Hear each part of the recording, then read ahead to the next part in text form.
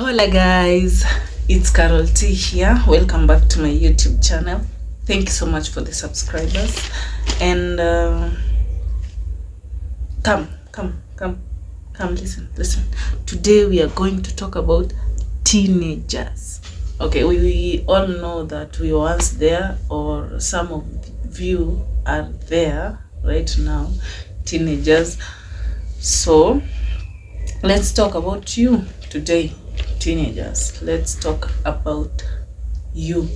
And I'll be talking about the questions teenagers do ask themselves, or as a teenager you did ask yourself. Is either you got an answer practically or you got an answer through asking for an advice from your peers or from your parents or from your guardian. So today it's all about that. The questions they do ask, teenagers do ask themselves.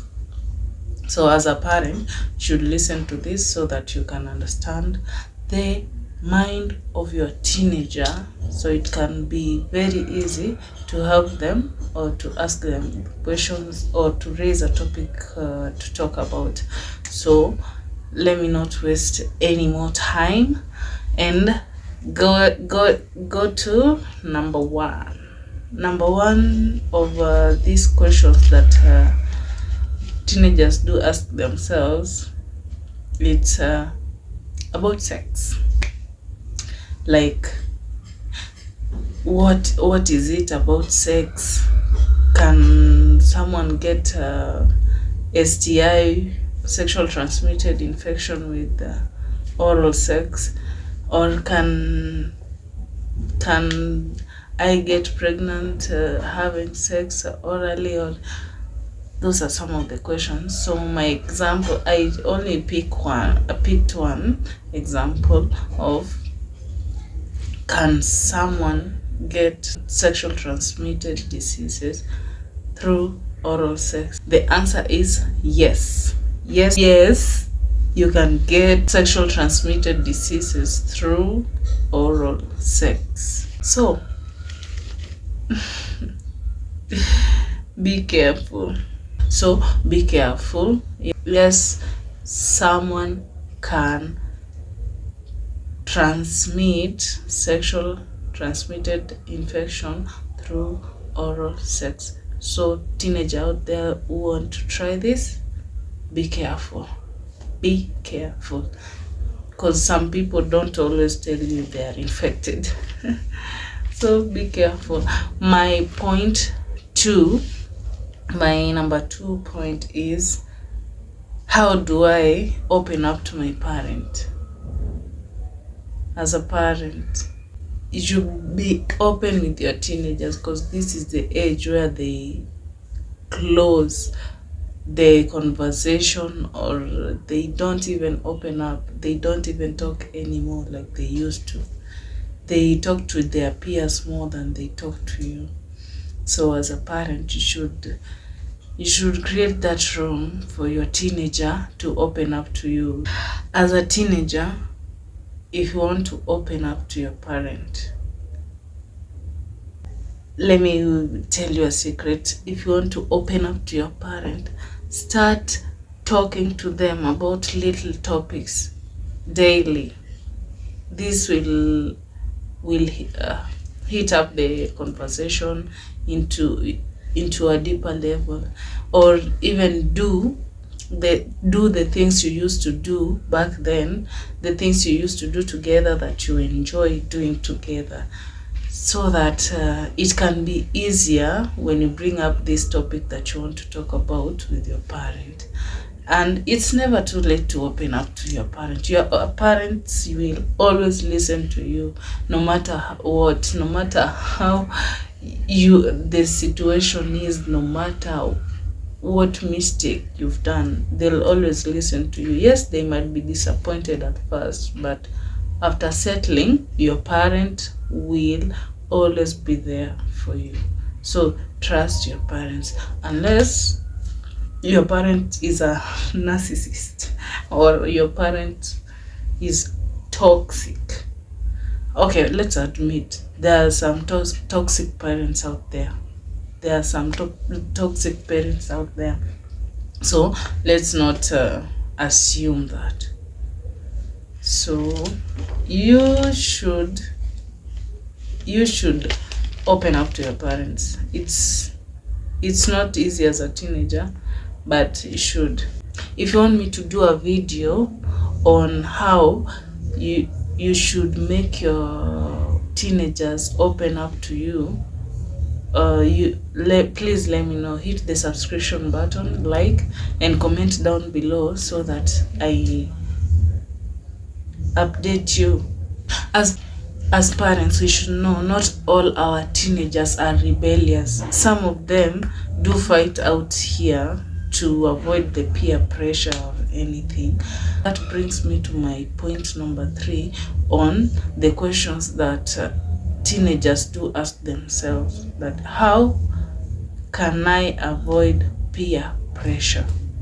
Some of these teenagers do ask themselves, and they do seriously struggle with this peer pressure, and they do ask themselves, how can they avoid peer pressure? So as a parent, always be there to tell your kids what is wrong and what is right. And if you let them know earlier on what is wrong and what is right, they'll be able to make their right decision. Don't decide for your teenager. That will make them rebel. I was once a teenager. I never wanted to be decided for. I wanted to decide for myself. Just tell them what is wrong and what is right. You'll be surprised on how many of them are responsible for their decisions. So that is my number 3 point. Number 3 point, how can they avoid peer pressure? And as a teenager, I'd advise you that when you want to avoid this peer pressure, number 1, find a friend who can always stand with you when you decide. When you decide not to do something bad or to make any bad decision, be with that friend who will always stand with you. And number 2, help a friend. When you help a friend with that decision of maybe, let's say they are struggling on how to say no. When you help them, you'll always stand firm because you've helped someone else. You don't want to fail them or to show that you're weak. You'll always stand firm. Help a friend who is struggling to say no, but they want to say no. Help that friend. Number 3, to avoid peer pressure, walk away. If you are alone, walk away when that peer pressure it's pinned onto you, because when you are alone, it's very easy for them to convince you, or for that person to convince you to give in to what they are telling you or what they are suggesting. So walk away instead of trying to reason with them or reason with that person, because some of them will have convincing power and they can really convince you. So learn to walk away. Number 4 is know how to know what is wrong and what is right. Follow your feelings. If you think that what you're being suggested to is wrong, please follow that. If your gut instincts tell you that this is wrong, follow your gut instincts. So those are the things to do to avoid peer pressure. walk away, find a friend who can stand firm with you, help a friend to say no, follow your gut instincts on what is wrong and what is right. And as parents, we should always guide our teenagers. This is the most dangerous part of a human being. Is either it makes them or it breaks them. So my last point on the questions teenagers do ask themselves is what should I know about sexual assault? What should I know about sexual assault? As a teenager, they do ask themselves this. Whether a boy or a girl, it doesn't matter. They do get assaulted, whether a boy or a girl. And some of them don't know about sexual assault. This can have a great impact in their lives.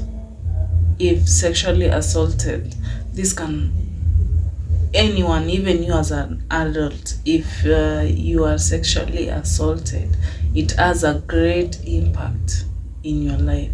So we should let them know, if you are sexually assaulted, hey, it is not your fault.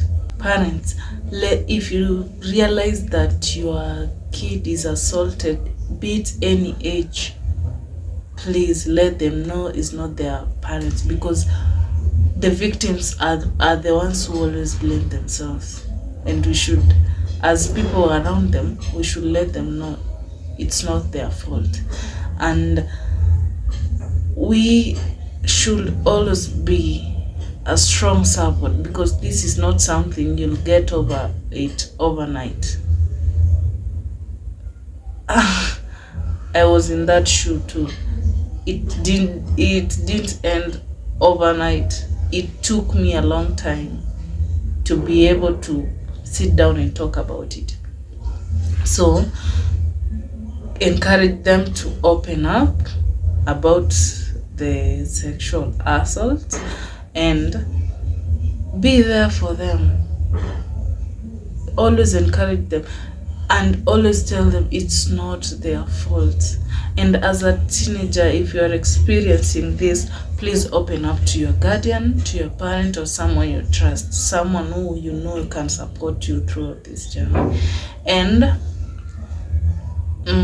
point number 2 on that, you should be around people who are supporting you in the healing process. If this has happened to you, you should be around people who support your healing process. And as a parent or as a guardian, you should always support these people. It's not their fault. You should always be there. It can take even years to heal. Be there for them. Don't get tired. It's not easy. Learn more about sexual assault as you as a guardian or as a parent, so that you may understand them, or seek professional advice or professional help, so that it can help you heal slowly. So those are 4 things that teenager mostly ask themselves. So as a parent, you should understand that and know how to advise them, be there for them, and be close to them. Please comment down below, hit the subscription button and the bell, so that anytime I upload, you get to see. So until next time, adios. Adios. Adios.